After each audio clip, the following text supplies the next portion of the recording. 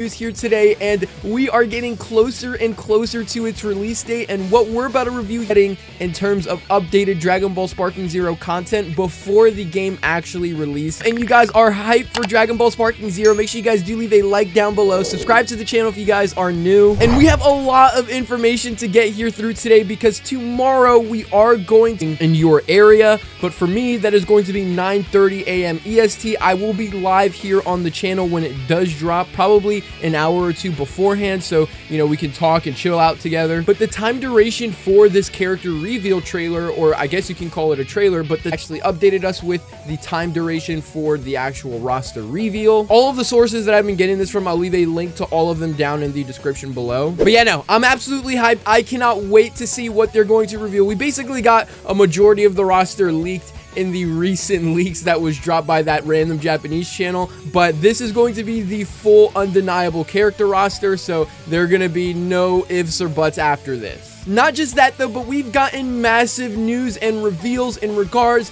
to Dragon Ball Sparking Zero in terms of V-Jump. V-Jump did come out and release a lot of new info for Dragon Ball Sparking Zero, and we're going to be trying our best to go through all of this and break it down to the best of my ability for you guys. He did provide me with the English, roughly English translated images of the V-Jump, but the first thing I did want to get to specifically is going to be the items, and it is revealed here. In the shop, you can get items to improve the performance of your Super Warriors and costume. Now, this is something that we already knew beforehand. We knew that customization was going to be an option for Dragon Ball Sparking Zero. We just didn't know what it exactly was going to consist of, and it's very, very exciting that it's more than likely going to consist around Zenny and the amount of items that you collect. I'm pretty sure based off of the amount of story missions and things that you actually do and accomplish, you will get a lot of items, and you will also be able to get a lot of Zenny in the process. And through that, you are also going to be getting the ability to go to the shop and purchase things to level up your character and customize the character that you're playing as to your very own liking. That's a very, very cool feature that they're adding to Sparking Zero specifically. Down here, you're going to see costume and performance items. I'll try to do a zoom up as close as I can. It is very, very blurry. I apologize for it in advance. That's just how these images are in PDF files. There's nothing we can really do about that. And this next part down here is very, very important. It does talk about summoning Shenron and Porunga. Down here it says when you clear battles and missions, there is a certain chance that you will receive a Dragon Ball as a reward. If you collect 7 of them, you can summon the long-awaited Shenron. The wishes that come true will depend on the type of Shenron. So I'm not too sure exactly what it's going to consist of. It really just depends based off of when Porunga, and depending on the one that we summon, we will have the ability to choose or change the wishes, because it seems like Shenron will have his own distinct wishes compared to Porunga. So Parallel 2 Budokai Tenkaichi 3, where you were able to get all 6 or all 7, I said all 6, all 7 of Zero. So it's going to be very, very exciting to see that implemented on here as well. I next wanted to talk about this image scan right here because it does give some more information in regards to the other 8 Super Warriors. Try to clear this mode first. So for all of you guys, this is was very self-explanatory, but now you know for sure.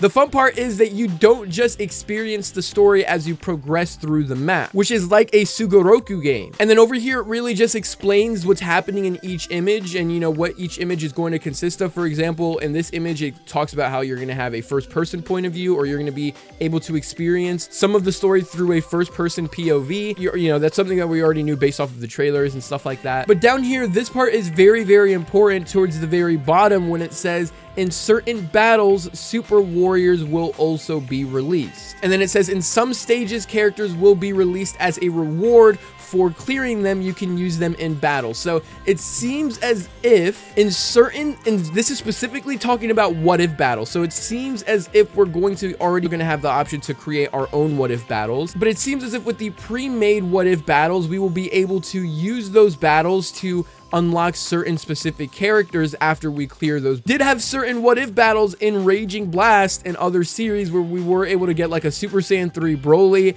and a Super Saiyan 3 Vegeta. Will that be the same case in Sparking Zero? I don't know. The best way to find that out is when we see the full character trailer tomorrow. Talking about the Zenny specifically though, this is with the amount of Zenny that we collect. As you can see on this image right here, we do see Ultra Instinct Sign Goku, GT Goku, Kid Goku, Majin Vegeta, Gogeta Z, which is another the amount of Zenny that each of these characters actually cost. As you can see, Ultra Instinct Sign Goku is 120,000. Basic assumption off of all of this is the first one is capsules, the second one is characters, the fifth one would be music, and then the thought bubble, I have absolutely zero idea. And then the last option right here, I'm pretty sure it looks like sensu beans to me, but I have no idea. We do see this scan right here where it says unleash super warriors in extra battles and shops. So it seems as if we're going, and this is just based off of my assumption, this is what I'm taking from what if battles. Each of them is going to consist of something different. As you can see on screen right now, we do get a sneak peek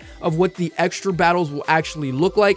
It seems like they have a lot of pre-made stuff for Sparking Zero for when we actually do play the game ourselves. So that's going to be very, very, very exciting for the game. It's going to add a lot more content for the game so that this game, when we do play it, it's going to take us a while to complete. So we're going to enjoy ourselves with this game for a very, very long time. Speaking of what if battles though, we do get a little bit more into what if battles right here, being reversal scenes and more. The edit mode has finally been implemented, allowing you to create your own battles. What's more, if you post it in World Library, players from all over the world can enjoy it. Choose between easy edit, where you can create just by selecting the items, and normal edit, where you can edit all of the performance details in detail. This is really, really amazing. The sound of this is really beautiful. We are getting bombarded with massive, enjoyable for us when the game actually drops. If you guys don't remember, BT3 was really a game that after you completed the story and certain specific game modes,